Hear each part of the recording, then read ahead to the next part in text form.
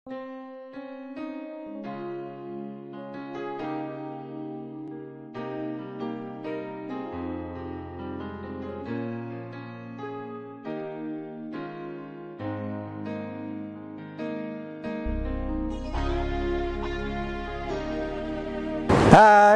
selamat dari Minggu. Saudara-saudara yang dikasihi Tuhan, kita memasuki kebaktian Paskah kedua, merayakan kebangkitan Tuhan Yesus dengan tema Aku Percaya. Dan hari ini kita kembali dipertemukan dalam ibadah bersama keluarga di rumah masing-masing. Dengan rasa syukur dan hati penuh sukacita, kita datang menghadap Tuhan. Tuhan bangkit, Tuhan Yesus hidup. Mari kita rayakan kebangkitannya.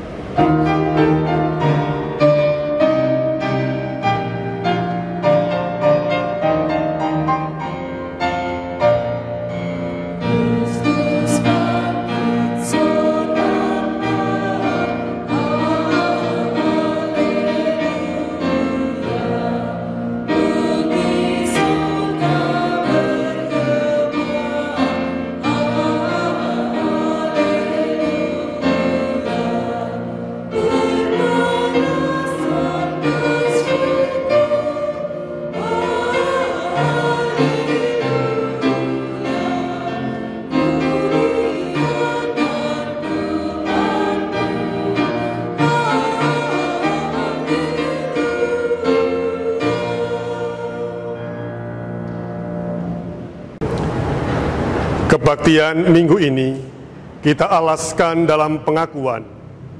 Pertolongan kita adalah dalam nama Tuhan yang menjadikan langit dan bumi.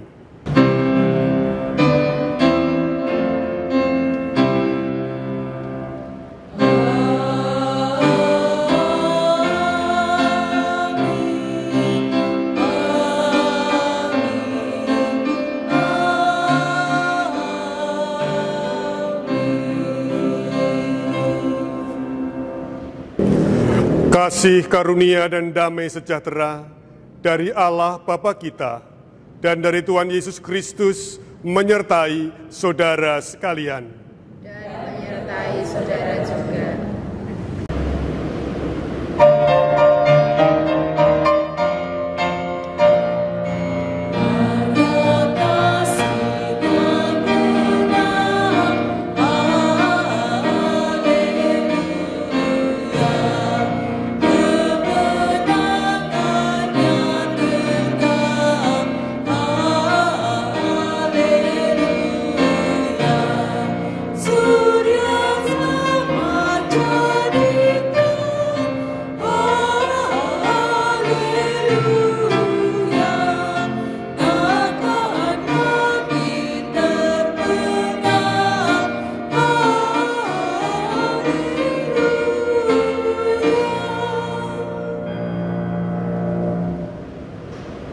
Yesus yang bangkit, kita rayakan dalam kebaktian minggu ini adalah Allah penolong kita.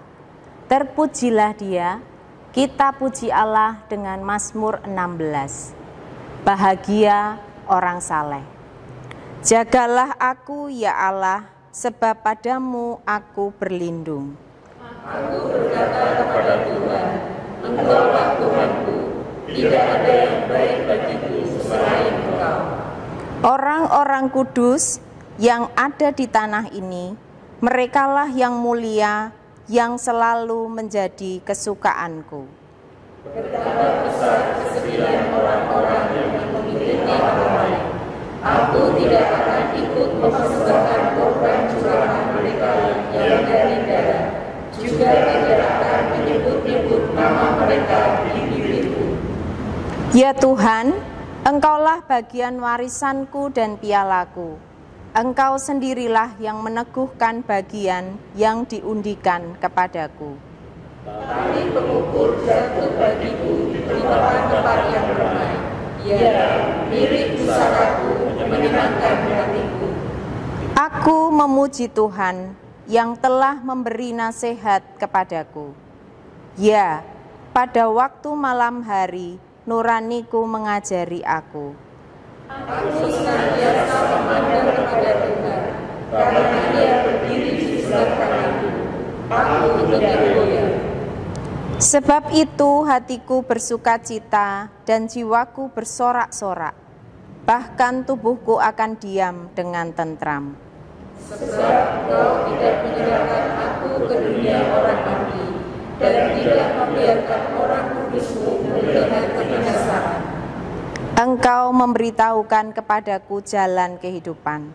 Di hadapan-Mu ada sukacita berlimpah-limpah. Di tangan kanan-Mu ada nikmat senantiasa.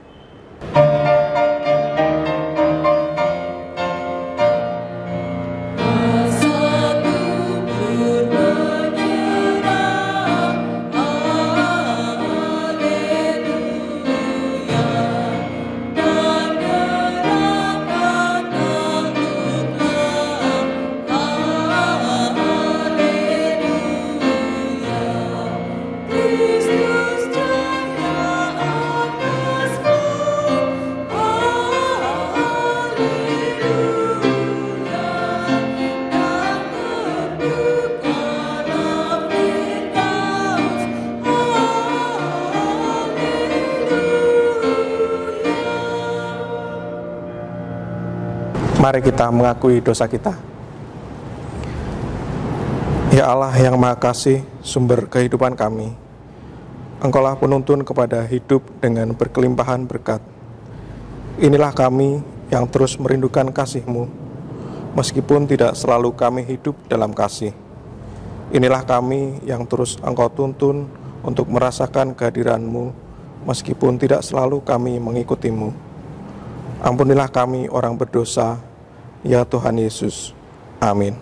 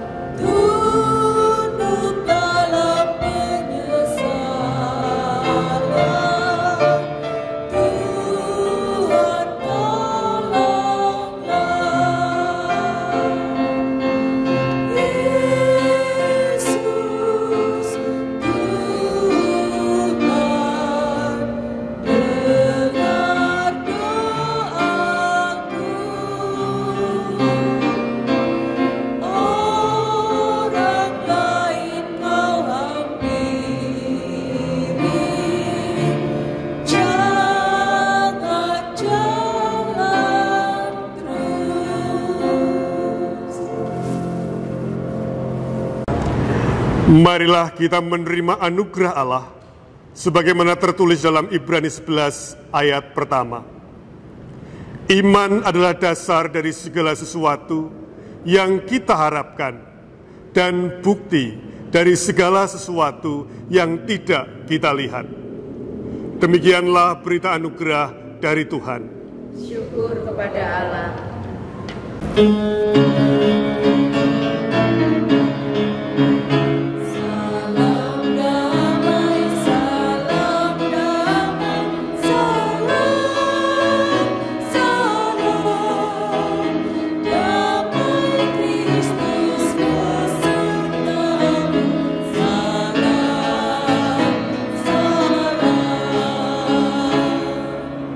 Marilah kita datang kepada Tuhan di dalam doa. Ya Allah, kami bersyukur kepadamu untuk setiap penyertaan dan cinta kasih-Mu. Kami mengenal-Mu di dalam setiap firman dan tindakan Yesus Kristus yang penuh dengan cinta kasih dan pengorbanan, dan kebangkitannya kami rayakan di dalam minggu-minggu Paskah. Saat ini Bapa, kami hendak mendengarkan firman-Mu. Biarlah Roh Kudus-Mu yang memampukan kami ketika kami mendengarkan, merenungkan, dan menjadikannya firman-Mu sebagai pedoman di dalam setiap kami hidup sehari-hari. Dalam Kristus Yesus kami berdoa. Amin. Injil Yohanes 20 ayat 26 sampai dengan 31. Yesus menampakkan diri kepada Thomas. 8 hari kemudian murid-murid Yesus berada kembali dalam rumah itu dan Thomas bersama-sama dengan mereka. Sementara pintu-pintu terkunci, Yesus datang dan ia berdiri di tengah-tengah mereka dan berkata, "Damai sejahtera bagi kamu." Kemudian ia berkata kepada Thomas, "Taruhlah jarimu di sini dan lihatlah tanganku. Ulurkanlah tanganmu dan cucukkan ke dalam lambungku. Dan jangan engkau tidak percaya lagi, melainkan percayalah." Thomas menjawab dia, "Ya Tuhanku dan Allahku." Kata Yesus kepadanya, "Karena engkau telah melihat aku, maka engkau percaya. Berbahagialah mereka yang tidak melihat, namun percaya." Memang masih banyak tanda lain yang dibuat Yesus di depan mata murid-muridnya yang tidak tercatat dalam kitab ini.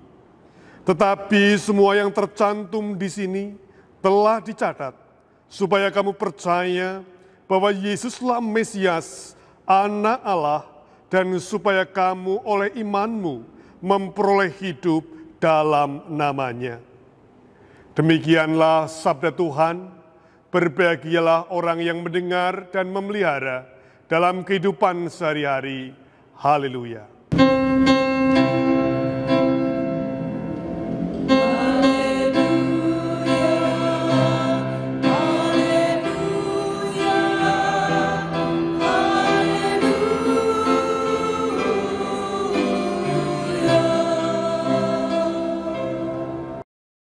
Saudara-saudara yang terkasih, senang jika ada orang yang berjanji kepada kita dan ditepati. "Saya akan datang ke rumahmu dan akan menolong kamu." Dan teman sahabat kita itu betul datang dan menolong kita. Kita senang dan kita pun mengatakannya, "Kamu memang layak dipercaya. Kamu memang dapat diandalkan." Begitulah sukacita kita. Sebaliknya, ketika kita diberi janji oleh sahabat, saudara kita, "Besok saya akan datang ke tempatmu. Persoalanmu pasti beres." Ternyata sahabat kita, saudara kita itu tidak datang.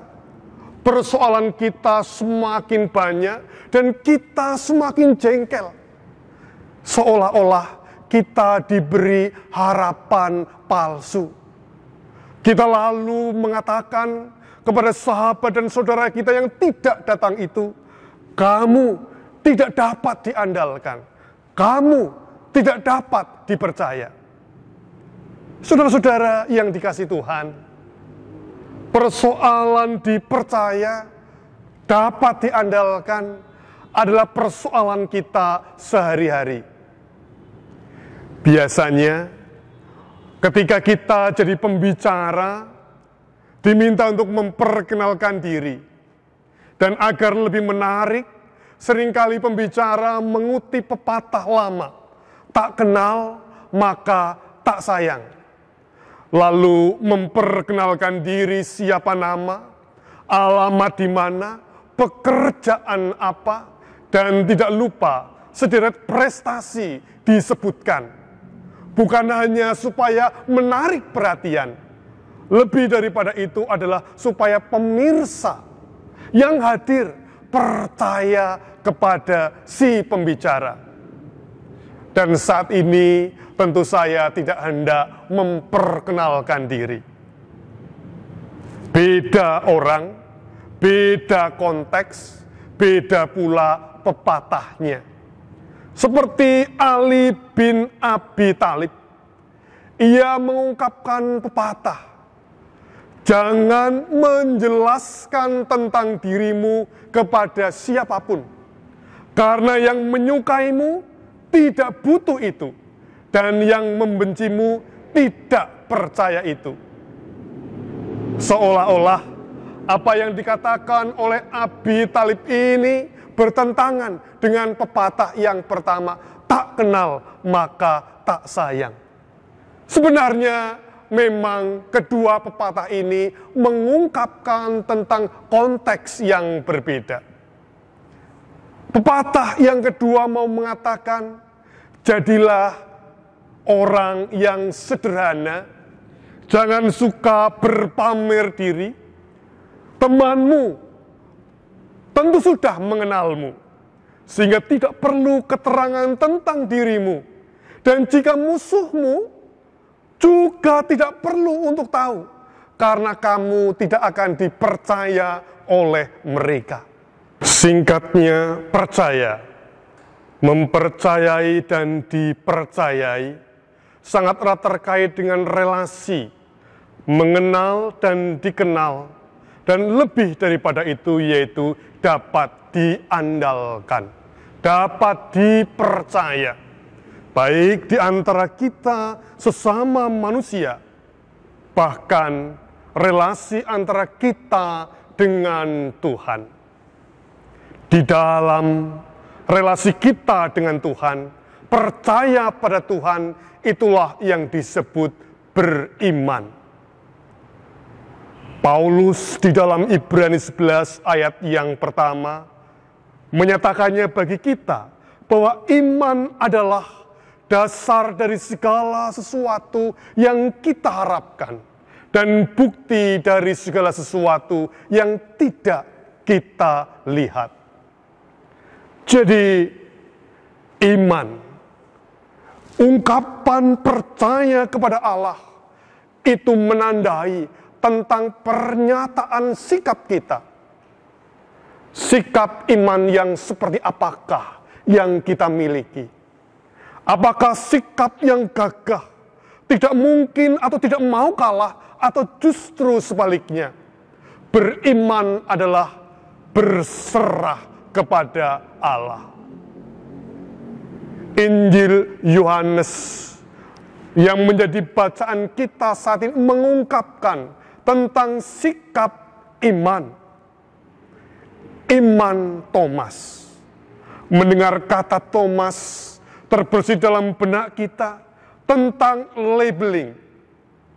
Seringkali kita memberi atau menerima label, yaitu orang yang ragu-ragu, orang yang tidak percaya karena pergumulan, disebut sebagai orang yang seperti Thomas yang tidak percaya. Thomas si peragu. Sungguhkah Thomas tidak percaya? Sungguhkah Thomas itu adalah orang yang ragu-ragu? Saudara-saudara yang dikasihi Tuhan, siapakah Thomas? Thomas seperti murid-murid Yesus yang lain, ia mencintai Tuhan Yesus begitu besar. Namun selain rasa cinta, ia juga memiliki rasa takut. Di masa akhir hidup Yesus, Thomas merasa takut kepada orang-orang di sekitarnya yang hendak menangkap Yesus dan kawan-kawannya termasuk dirinya. Thomas juga takut kehilangan Tuhan Yesus. Dalam kisah Lazarus yang mati dan hendak dibangkitkan, Yesus mengajak para murid kembali ke Yudea. Yohanes 11 ayat yang ke-16 Di sana dikatakan, Thomas berkata dengan sinis, marilah kita pergi juga untuk mati bersama-sama dengan dia. Ungkapan Thomas ini hendak menjawab ajakan Yesus, di mana murid-murid yang lain tidak bersedia untuk kembali ke Yudea karena takut kepada orang-orang di sana yang hendak melemparinya batu. Jauh kemudian, Yesus berkata di dalam Injil Yohanes 14, kemana saya pergi, engkau tahu jalannya. Tentu ini adalah ungkapan spiritual dan dijawab oleh Thomas, Tuhan, kami tidak tahu kemana engkau pergi. Bagaimana kami akan tahu jalan ke sana? Itulah ungkapan Thomas yang menandai karakter yang unik dibandingkan dengan murid-murid yang lain. Thomas sangat mencintai Yesus, itu sudah pasti. Tetapi dia takut akan situasi yang berbahaya yang selalu dialami Yesus. Thomas memandang mereka dengan jujur. Thomas memiliki pendirian yang kuat, tetapi Thomas juga memiliki kesinisan tertentu.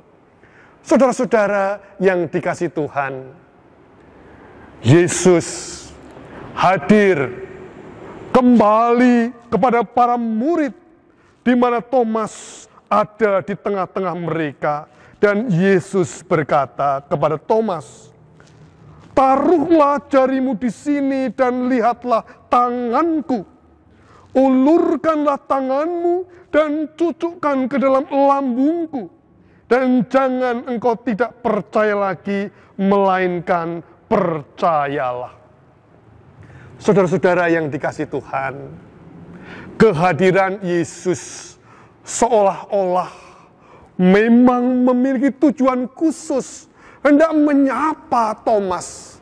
Karena sebelumnya Tuhan Yesus juga sudah bersama-sama dengan para murid.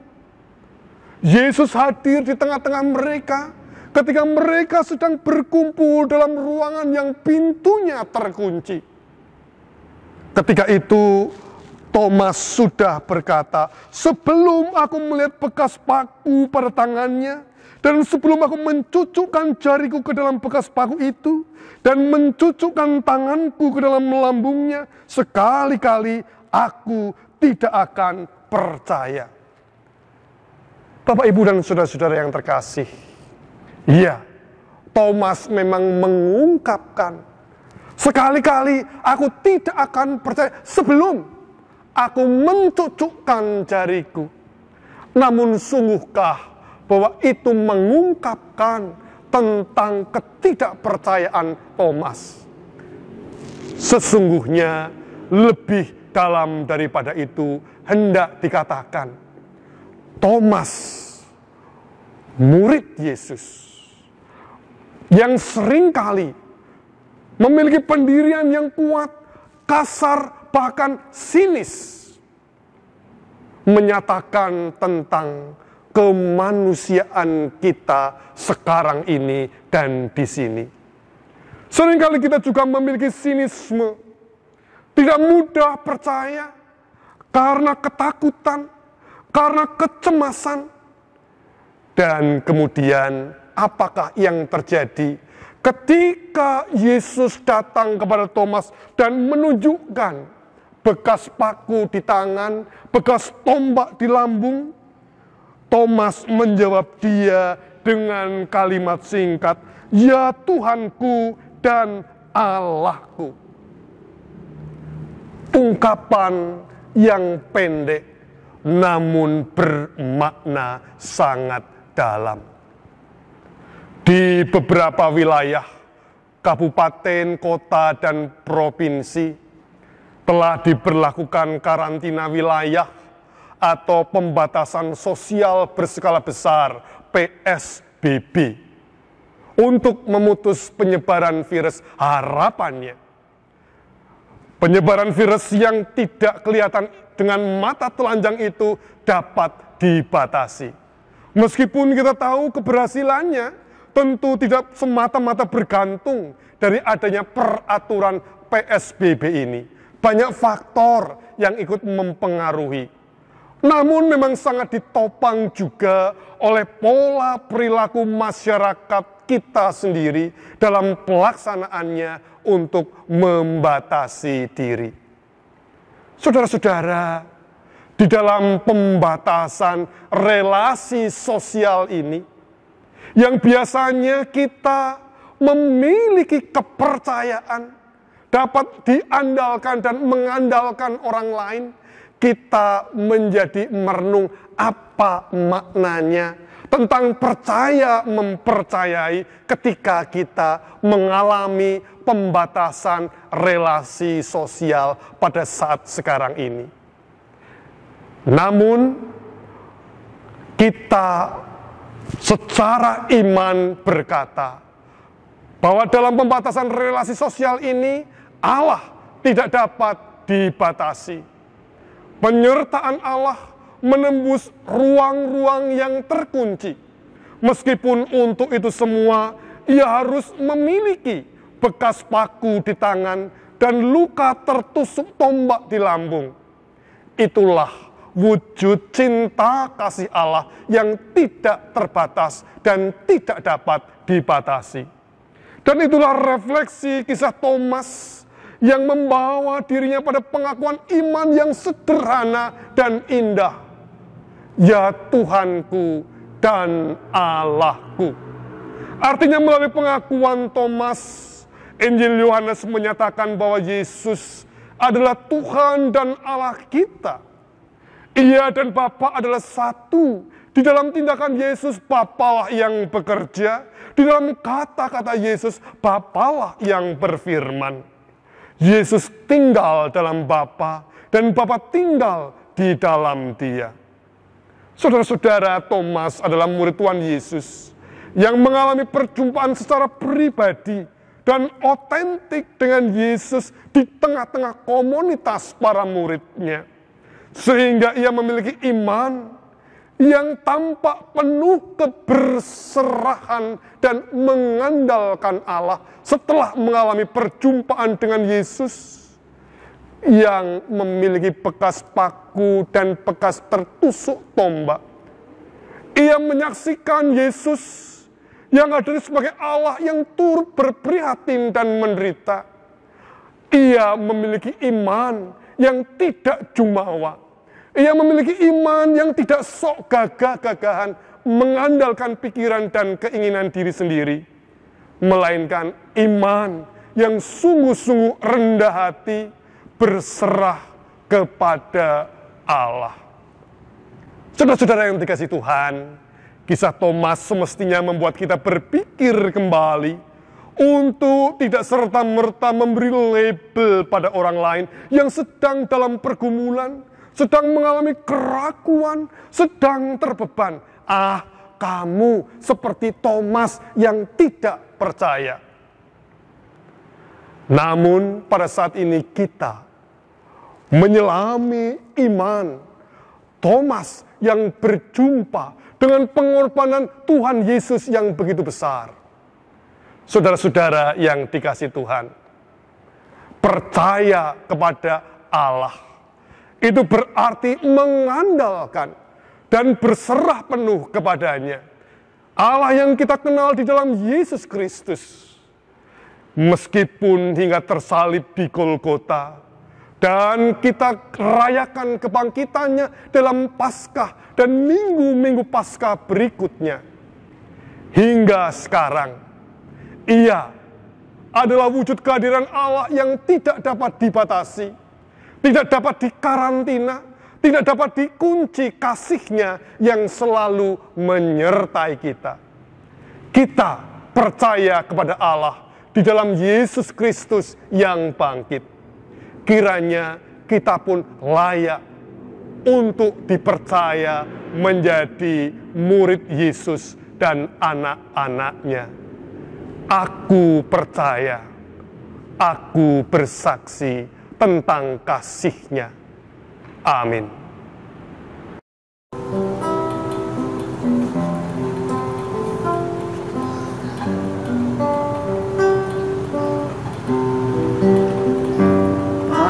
Pamarto kula agesang tias kula mila akirang kang sinalip kesang tenyo sita krana kula ngune tatas panjernya kula nderek kesang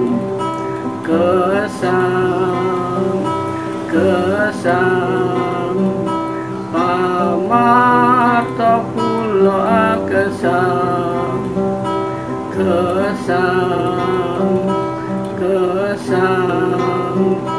pamarto kula kesang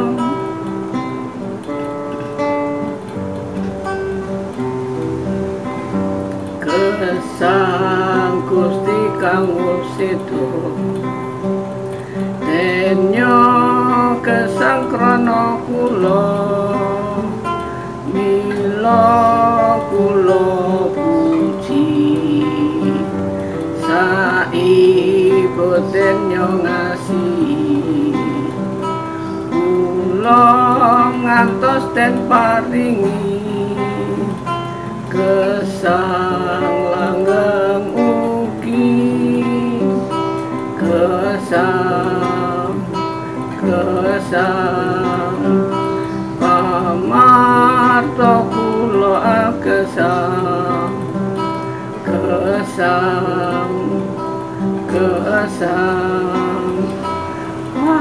pamarto kula kesang. Marilah memperbarui iman kita dengan mengucapkan pengakuan iman rasuli. Aku percaya kepada Allah Bapa yang Maha Kuasa, Khalik langit dan bumi, dan kepada Yesus Kristus, anaknya yang tunggal Tuhan kita, yang dikandung daripada Roh Kudus, lahir dari anak darah Maria, yang menderita di bawah pemerintahan Pontius Pilatus, disalibkan, mati dan dikuburkan, turun ke dalam kerajaan maut. Pada hari yang ketiga, bangkit pula dari antara orang mati, naik ke surga, duduk di sebelah kanan Allah, Bapa yang Maha Kuasa, dan akan datang dari sana untuk menghakimi orang yang hidup dan yang mati. Aku percaya kepada Roh Kudus, gereja yang kudus dan am, persekutuan orang kudus, pengampunan dosa, kebangkitan daging, dan hidup yang kekal. Marilah kita naikkan syukur dan syafaat kita. Ya Allah, kami bersyukur kepadamu atas setiap cinta kasih dan kemurahan-Mu, sehingga kami diperkenankan untuk berserah di dalam kuasa tangan-Mu, dalam berbagai keadaan, teristimewa di dalam masa-masa sulit sekarang ini. Dan Engkau yang terus memelihara, menopang dan memberikan kepada kami kekuatan. Kami mohon kiranya Engkau berkenan untuk mengarahkan, memimpin para pemimpin-pemimpin bangsa-bangsa agar bersatu hati bersama-sama mengatasi pandemi virus Corona 19 ini. Kami mohon penyertaan-Mu untuk setiap mereka yang telah berkorban, baik waktu, jiwa maupun raga, di dalam menolong setiap mereka yang sakit. Pada akhirnya Tuhan, kami ingin menyerahkan ke dalam tangan-Mu saja setiap pengelolaan, pemeliharaan, mengatasi krisis ini di berbagai tempat. Kami juga mohon kiranya Engkau yang akan terus menyertai di dalam kehidupan bangsa dan negara Indonesia, Terlebih banyak efek korban yang ikut serta, di mana-mana banyak mengalami kecemasan karena pekerjaan, karena kesulitan untuk memenuhi kebutuhan hidup sehari-hari. Kami mohon kiranya setiap jaring pengaman sosial dapat dilakukan tepat sasaran dan dilaksanakan dengan bertanggung jawab.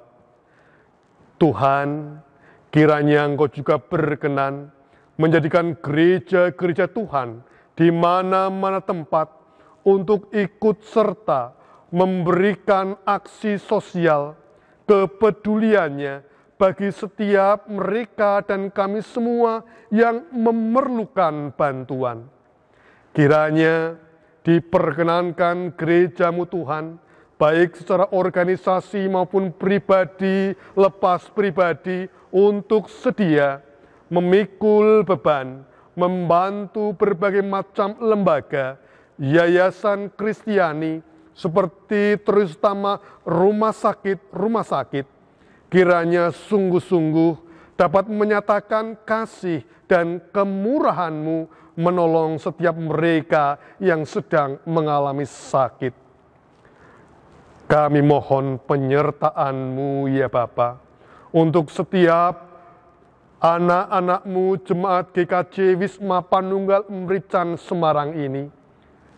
Berikanlah berkat, rahmat, sukacita, sejahtera, dan kesehatan.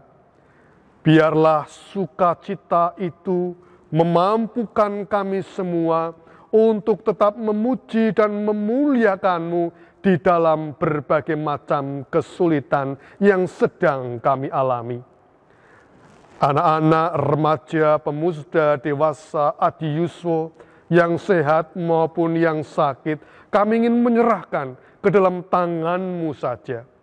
Terima kasih ya Bapa, jikalau hingga pada saat ini Engkau tetap menyertai kami. Dalam Kristus Yesus, kami menyerahkan diri kami sepenuhnya. Engkaulah Allah yang layak diandalkan dan dipercaya. Amin. Kini kita diberikan kesempatan untuk mempersembahkan apa yang kita miliki. Ayat persembahan diambil dari Mazmur 96 ayat 8-9. Berilah kepada Tuhan kemuliaan namanya. Bawalah persembahan dan masuklah ke pelatarannya. Sujudlah menyembah kepada Tuhan dengan perhiaskan kekudusan. Gemetarlah di hadapannya, hai segenap bumi.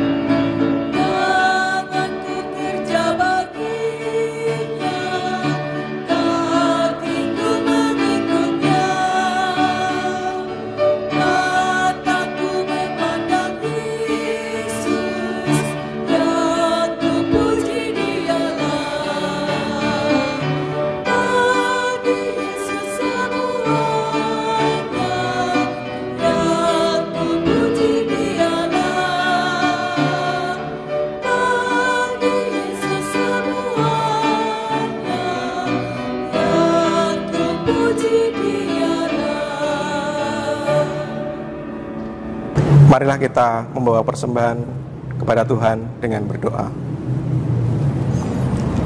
Bapa yang Maha Murah, terpujilah nama-Mu selama-lamanya. Betapa kami bersyukur dalam kondisi yang sulit sekarang ini. Kami tetap Kau pelihara bahkan berkat-Mu lebih besar tercurah bagi kami.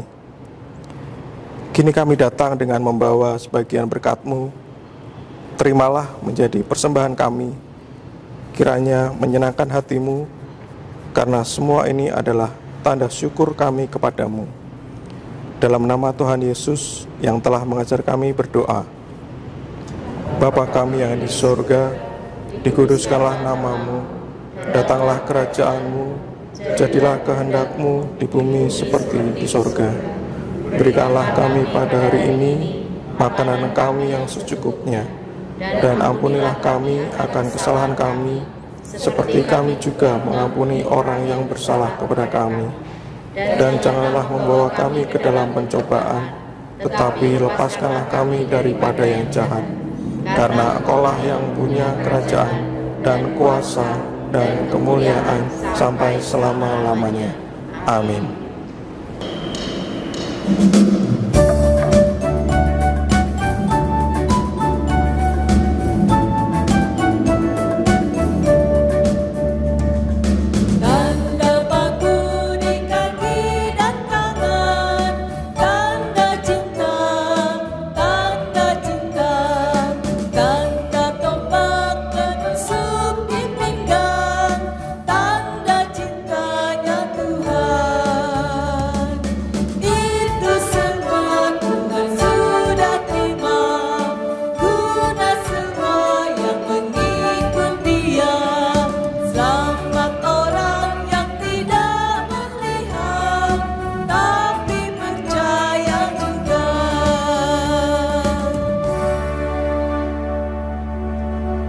Marilah kita berbakti dalam kehidupan sehari-hari.